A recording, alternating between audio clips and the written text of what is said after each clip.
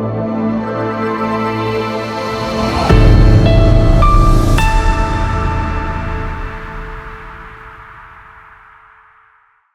The lord. ప్రభునందు పిల్లరా, బాగున్నారా? దేవుని యొక్క పరిశుద్ధమైన నామమును బట్టి మీ అందరికీ మరొకసారి వందనాలు తెలియజేస్తున్నాను. మీరు ప్రతిరోజు మరి మా యొక్క ఈ కృపా వార్త ద్వారా మరి దేవుని యొక్క వాక్యాన్ని వింటున్నందుకు, మమ్మల్ని మరి ప్రోత్సహిస్తున్నందుకు మీ అందరికీ నా కృతజ్ఞతలు తెలియజేస్తున్నాను.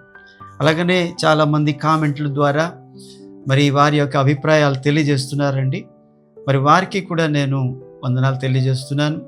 మీరు చేసిన కామెంట్ని బట్టి ప్రోత్సహించబడుతున్నారు. మీరు అడిగిన ప్రార్థన అవసరతను బట్టి మరి నేను మీ కొరకు ప్రార్థన చేస్తున్నాను.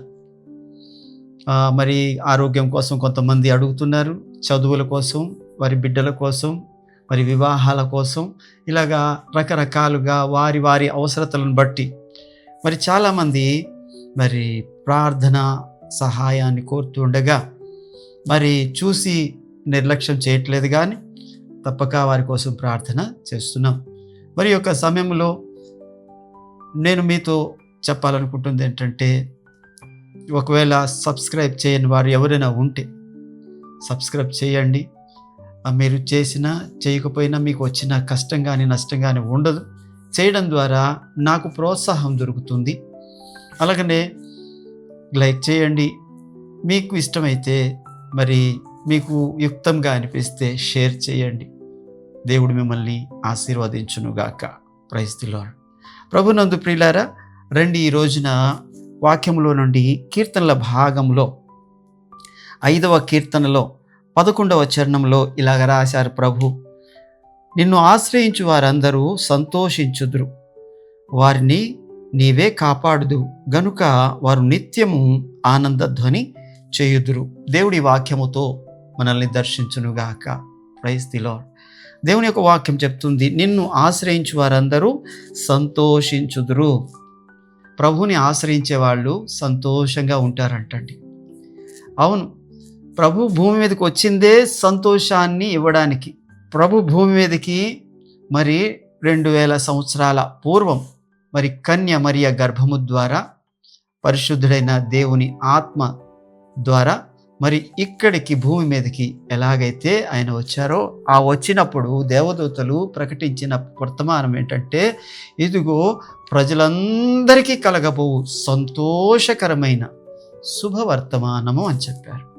ప్రజలందరికీ సంతోషకరమైన వార్త ఏంటంటే, అగో సంతోషాన్ని ఇచ్చేవాడు భూమి మీదకి వచ్చాడు.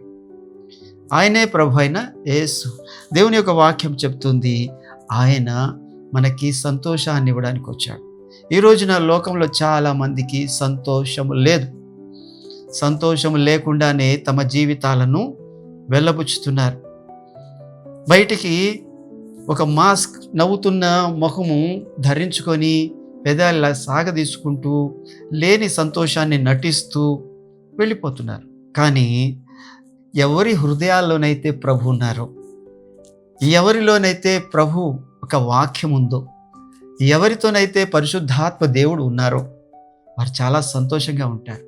వారికి కలిగిన దాన్ని బట్టి, ఉన్న దాన్ని బట్టి, పర్సులో బరువును బట్టి, బ్యాంకులో బ్యాలెన్స్ను బట్టి సంతోషం కాదు, కానీ వాళ్ళు ఏమి ఉన్నా సంతోషమే, ఏమీ లేకపోయినా సంతోషంగా ఉంటారు. ఈ రోజున మీకు ఒక ఉదాహరణ, ఒక చిన్న సంగతి చెప్తాను. ఒక దగ్గర ఒక ధనవంతుడు పెద్ద బంగ్లా ఉందండి, పెద్ద ఇల్లు ఉంది. ఆ బంగ్లా పక్కనే గోడకి ఇటువైపు ఒక చిన్న పూరి గుడిసె ఉంది. ఆ చిన్న పూరి గుడిసెలోని ఒక కుటుంబము, బంగ్లాలో ఒక గొప్ప కుటుంబము, ఇద్దరు ఉన్నారు. అప్పుడప్పుడు ఆ బంగ్లాలోని ఏదైనా ఆహారం తినగా మిగిలితే ఈ పూరి గుడిసె వాళ్ళకి ఇస్తారు, వాళ్ళ పని వాళ్ళకి ఇవ్వగా మిగిలితే. అలాగనే వాళ్ళు ప్రతిరోజు కూడా ఈ పూరి గుడిసెలో ఉన్న వాళ్ళని పైనుంచి మరి గమనిస్తూ కూడా ఉంటారు. ఎలాగంటే, ఈ పూరి గుడిసెలోని ఇల్లు ఎలా ఉంటుందంటే, పైన పగలే నక్షత్రాలు కనిపించినన్ని బెజ్జలు ఉంటాయి ఆ ఇంటికి. అంటే అది కారిపోతుంది వర్షం వస్తే. గట్టి తలుపు కూడా లేదు. తలుపు ఉన్నా లేకపోయినా అందులోని దొంగిలించడానికి ఏమీ లేవు అనుకోండి, తలుపు కూడా లేదు. వాళ్ళకి వేసుకోవడానికి ఖరీదైన బట్టలు లేవు. వాళ్ళకి కావలసిన అన్ని రకాల సౌకర్యాలు లేవు. ఏదో కుక్కు మంచం. అయితే వాళ్ళ దగ్గర ఏమీ లేకపోయినా సంతోషం మాత్రం సముద్రంత విస్తారంగా ఉందండి. సంతోషం మాత్రం సముద్రం అంత విస్తారంగా ఉంది. పగలంతా పిల్లల్ని మరి ఆ గవర్నమెంట్ స్కూల్కి పంపిస్తారు. వాళ్ళు అమ్మ నాన్న మరి కూలి పనికి వెళ్ళిపోతారు. సాయంత్రం అయ్యేసరికి వాళ్ళు వస్తారు, వీళ్ళు వస్తారు. అందరూ కలిసి సంతోషంగా ఆడుకుంటారు, మాట్లాడుకుంటారు. చాలా సంతోషంగా మళ్ళా స్నానాలు చేసి సిద్ధమైపోతారు. సిద్ధమైపోయి మరి అక్కడ అప్పటికే చీకటి వస్తుంది కాబట్టి మరి చిన్న బుడ్డి దీపం బయటికి తెచ్చుకుంటారు. తెచ్చుకొని మధ్యలో పెట్టుకొని నలుగురు కూర్చుంటారు. కుమారుడు, కుమార్తె, తల్లి, తండ్రి అందరు కూర్చుంటారు. వారితో పాటు ఒక కుక్క కూడా ఉంటుంది పక్కని వాళ్ళ దగ్గర. మరి అవన్నీ ఆ చింకి చాప మీదే కూర్చొని ఇక పాటలు మొదలెడతారండి. ఏంటంటే ఆరాధన, దేవుని ఆరాధన చేస్తూ ఉంటారు. దేవుని ఆరాధన చేస్తూ కాస్త ఆ చదువుకున్న చిన్నపిల్లలు ఉన్నారుగా, వాళ్ళతో ఒక అధ్యాయం చదివించుకుంటారు. చదివించుకొని ఆ తర్వాత పెద్దోళ్ళు ప్రార్థన చేస్తారు. ప్రార్థన చేశాక మరి ముగించుకొని అదంతా పక్కన పెట్టి ప్రభుకి కృతజ్ఞత చెల్లించి పగలంతటి కొరకు ఆయనకి మరి వందనాలు చేస్తూ మరి భోజనం చేస్తారు. ఇవంతా పైనుంచి గమనిస్తూ ఉంటారు ఆ మేడింటోళ్ళు. ఒక రోజున మరి చక్కగా వాళ్ళు ఆదమరిచి ఆ వెన్నెలలో, ఆ చల్లటి గాలిలో, ఆ కొబ్బరి చెట్టు కింద నిద్రపోతూ ఉంటారండి. ఆ ప్రాణం ఎక్కడికో హాయిగా వెళ్ళిపోతుందండి. ఏసీలోని కానీ ఫ్యాన్ కింద కానీ రాని సుఖనిద్ర ఎక్కడొస్తుందో తెలుసా? మంచి వెన్నెల్లో కొబ్బరి చెట్టు కిందో, వేప చెట్టు కిందో, ఏదో ఒక మంచి చెట్టు కింద మరి పడుకొని నిద్రపోతారు చూడండి. ఆహా, సుఖనిద్ర అనే పదానికి అర్థం అక్కడికి దొరుకుద్ది మనకి. అలాంటి మంచి నిద్రపోతూ ఉంటారు. వాళ్ళకి దొంగల భయం ఉండదు, ఏదో ఎవడో వచ్చి తీసుకెళ్ళిపోతాడన్న భయం ఉండదు. వాళ్ళకి ఎటువంటి సమస్య లేకుండా. ఎందుకంటే ప్రసంగి అంటాడు, ధనం ఎక్కువైతే నిద్ర పట్టదు అని 5వ అధ్యాయంలోని అంటాడు ప్రసంగి. ధనవంతులకి నిద్ర రాదు అని చెప్తాడు. ఇదిగో ఈ కీర్తనల గ్రంథంలో ఇక్కడ 3వ అధ్యాయంలో చెప్తాడు, ఇదిగో యెహోవా నాకు ఆధారం, నేను పండుకొని నిద్రపోయి మేలుకొందును. 10,000 మంది దండెత్తి నా మీదకి వచ్చి మోహరించినను నేను భయపడను. దేవుని యొక్క వాక్యం ప్రకారం చక్కగా వాళ్ళు మంచిగా నిద్రపోతారు. సెలవు రోజున అందరూ కలిసి సందడిగా ఉంటారు. వాళ్ళని చూసి ఆ పైన ఉన్నవాళ్ళు, నా దగ్గర కారు ఉంది, నా దగ్గర బంగ్లా ఉంది, నా దగ్గర సమస్తమైన సౌకర్యాలు ఉన్నాయి, మరి నాకు పనివారు ఉన్నారు, అన్నీ ఉన్నాయి, కానీ ఆ ఇంట్లో ఉన్న సంతోషం మా ఇంట్లో ఎందుకు లేదు అన్నది ఒకసారి ప్రశ్న వచ్చింది ఆయనకి. ఆ ధనవంతుడు మరి తను తానే తగ్గించుకొని ఈయన ఇంటికి వచ్చేసాడు. ఈ పూరి గుడిసుకు వచ్చేసి ఆయన్ని మరి కూర్చోబెట్టి అడుగుతున్నాడంట, ఇంత సంతోషంగా మీరు ఎలాగుండగలుగుతున్నారండి అని అడుగుతున్నాడు. ఆయన అంటున్నాడంట, అయ్యా, నాకు దేని మీద ఆశలు పెద్దగా లేవయ్యా, నాకు కలిగిన దానితో తృప్తి కలిగి ఉంటాను అని ప్రభువే చెప్పారు. కాబట్టి మీకు కలిగి ఉన్న వాటితో తృప్తి కలిగి ఉండండి అని ప్రభువే చెప్పారు. కాబట్టి నేను ప్రభు దగ్గర తృప్తి కలిగి ఉంటాను. ఆహారం దొరికిన రోజున నేను కృతజ్ఞతలు చెల్లిస్తాను ప్రభువుకి. ప్రభువా, ఎంత మంచోడు అయ్యా, నన్ను జ్ఞాపకం చేసుకున్నావు, నాకు ఇంత మంచి ఆహారాన్ని ఇచ్చావు, నేను నీకు జ్ఞాపకం ఉన్నానా అని కృతజ్ఞతలు కన్నీటితో చెల్లిస్తానయ్యా. అదే సమయంలో ఒక్కొక్క రోజు కష్టం వస్తుందయ్యా, డబ్బులు లేని రోజులు వస్తాయ్యా, పని దొరకని రోజులు వస్తాయి. ఆ రోజున కూడా దేవునికి కృతజ్ఞత చెల్లిస్తానయ్యా. ఈ రోజున నీవు నాకు ఆహారం ఇవ్వనందుకు వందనాలయ్యా అంటాను. ఎందుకు అనంటే ప్రభువు చెప్పారు, ఆకాశ పక్షులను చూడండి, అవి విత్తవు, కోయవు, కొట్లలో కూర్చుకొనవు, అయినను మీ పరలోకపు తండ్రి వాటిని పోషించుచున్నాడు కదా, మీరు వాటికంటే శ్రేష్ఠులు కదా అని నా ప్రభువే చెప్పారు. అంటే ఆయనకి తెలుసు నాకు ఆహారం ఇవ్వాలని. ఒకవేళ ఇవ్వలేదు అని అంటే ఆయన చిత్తానుసారంగా నన్ను ఉపవాసం ఉంచదలుచుకున్నారు కాబట్టి ఆ రోజున ఉపవాసంతో కృతజ్ఞత చెల్లిస్తానయ్యా. ఇంకా అదే సమయంలో నాకు ఎక్కువ దొరికిందనుకోండి, ఇదంతా నాకే ఉండాలి, ఫ్రిడ్జ్లో పెట్టుకోవాలి, బైరువాలో పెట్టుకోవాలని నేను అనుకోనయ్యా. దానిని నాలాంటి ఇంకొక నలుగురికి పంచిపెడతానయ్యా. ఆ పంచిపెట్టగా మిగిలితే కొంచెం దాచుకుంటానయ్యా.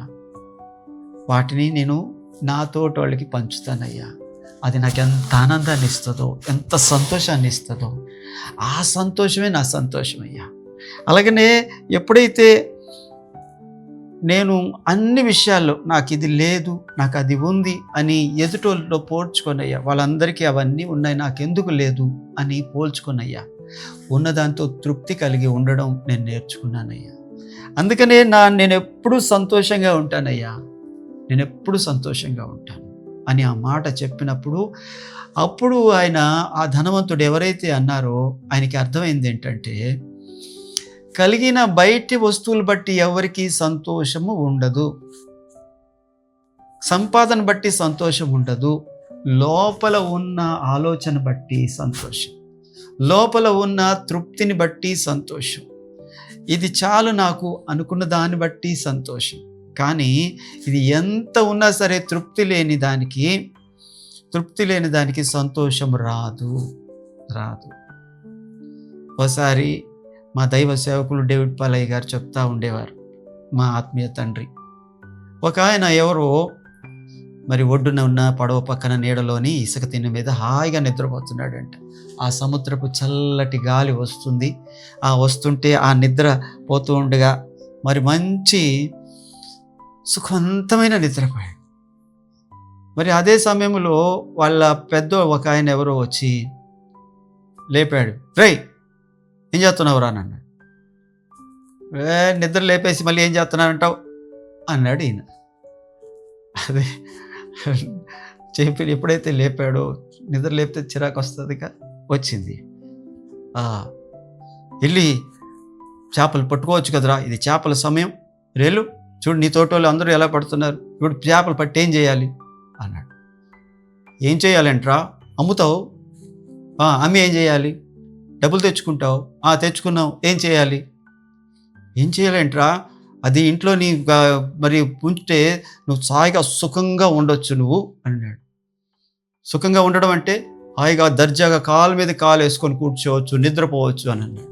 మరి ఇప్పుడు నేనేం చేస్తున్నాను, అదే చేస్తున్నాను కదా అని అన్నాడంట. అంటే చాలు అనుకున్నవాడికి చాలు, చాలదు అన్నవాడికి ఎంతైనా చాలదు. ఈ రోజున నీ హృదయంలో తృప్తి ఉంటే సంతోషంగా ఉంటావు. ఒకవేళ తృప్తి లేదనుకో సంతోషంగా ఉండలేవు, ఖచ్చితంగా ఉండలేవు. అందుకనే చూడండి, ఈ కీర్తనల గ్రంథం 4వ అధ్యాయంలో ఎవరి హృదయంలోనైతే దేవుని వాక్యం ఉంటుందో, ఎవరికి హృదయంలోనైతే సత్యం తెలుసో, తర్వాత ఏం జరగబోతుందన్న సత్యము తెలుసో, వాళ్ళ గురించి దేవుడు అంటాడు. ఇదిగో 4వ అధ్యాయం 7వ వచనంలో, వారి ధాన్య ద్రాక్షారసములు విస్తరించిన నాటి సంతోషము కంటే అధికమైన సంతోషము నీవు నా హృదయములో పుట్టించితివి. యెహోవా, నెమ్మదితో పండుకొని నేను వెంటనే నిద్రపోవుదును. నేను ఒంటరిగా ఉండినను నీవే నాకు సురక్షితముగా నివసింపచేయుదు.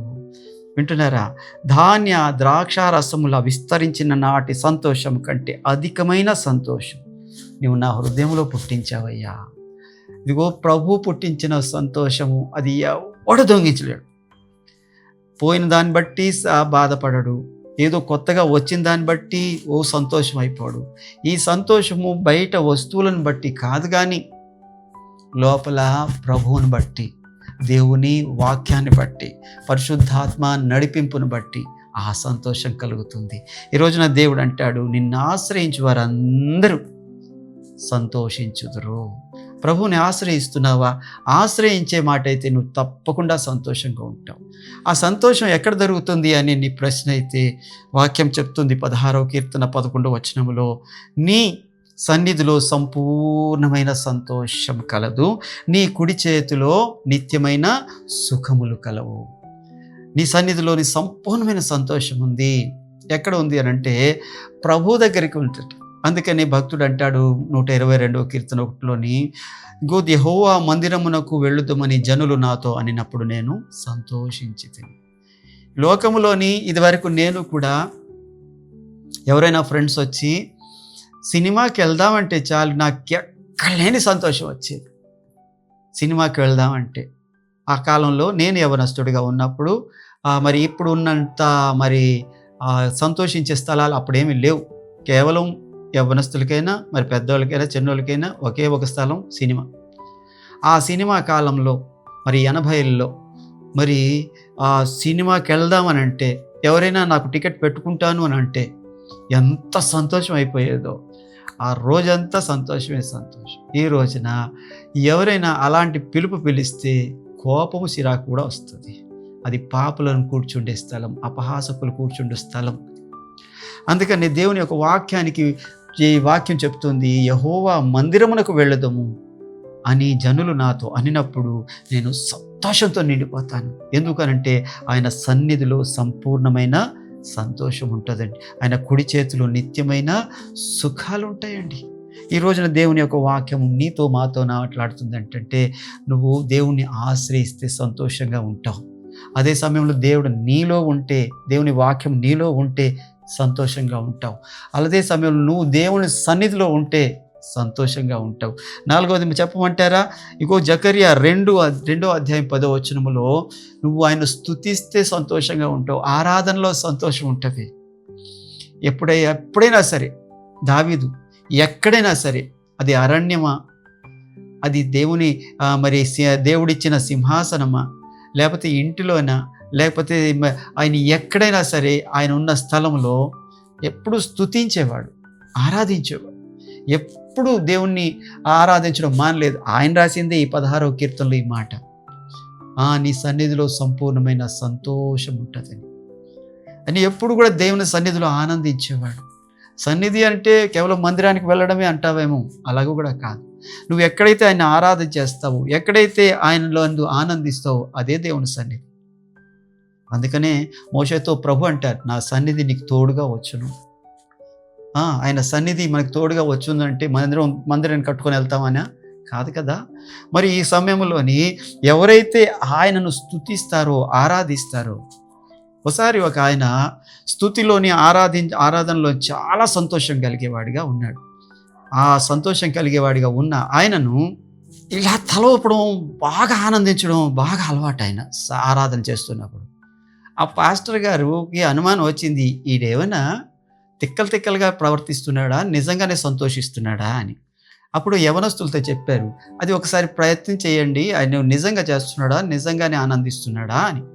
అప్పుడు వాళ్ళు ఏం చేశారంటే 2 కరెంటు వైర్లు తెచ్చి ఈ కణతల దగ్గర ఇలా పట్టుకున్నారు. ఇదిగో ఎక్కువ తల ఊపుతున్నావు నువ్వు, ఏమాత్రం దీనికి తగిలినా నీకు షాక్ కొడుతుంది, జాగ్రత్త అని ఇద్దరు పట్టుకున్నారంట.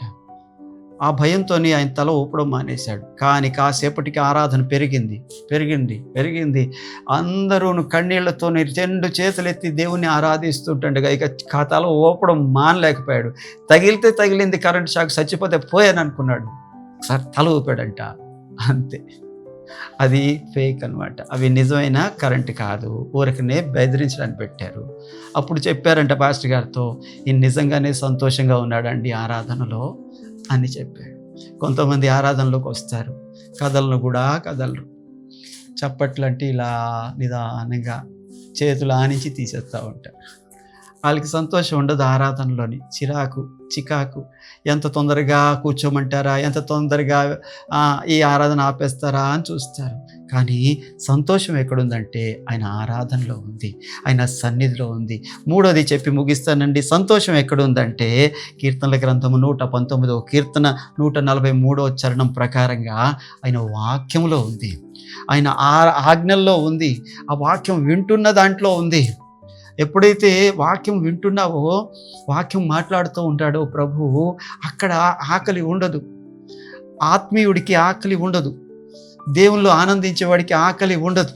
ఇదిగో మోషే దేవుని వాక్యం వినడానికి కొండ మీదకి వెళ్ళాడు. 40 రాత్రులు 40 పగుళ్ళు మరి ఆయన ఉపవాసంతో ఉన్నాడు.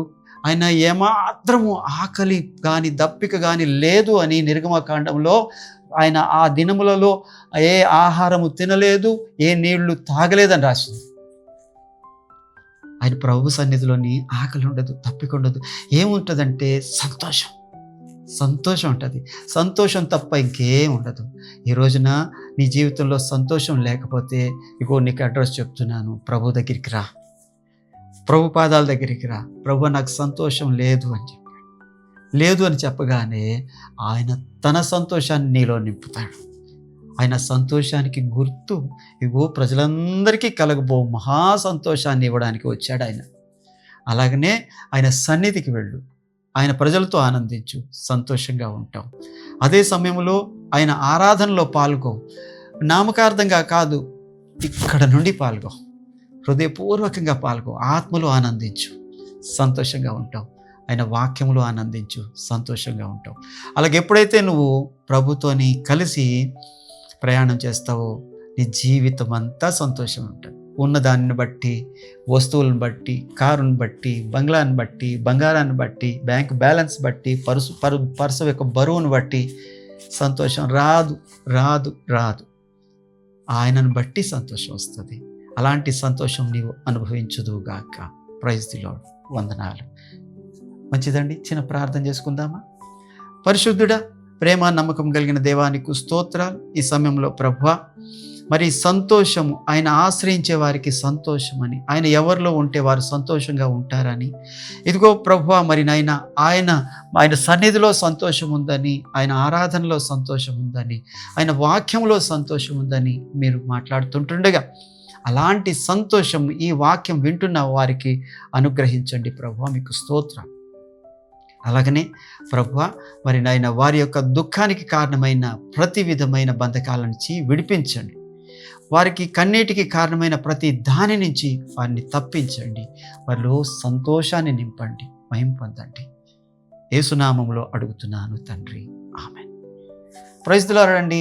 ప్రభు మిమ్మల్ని దీవించును గాక. మరొక ఎపిసోడ్లో కలుసుకుందాం. అంతవరకు ప్రభు కృప మీకు తోడై ఉండును గాక. వందనాలు.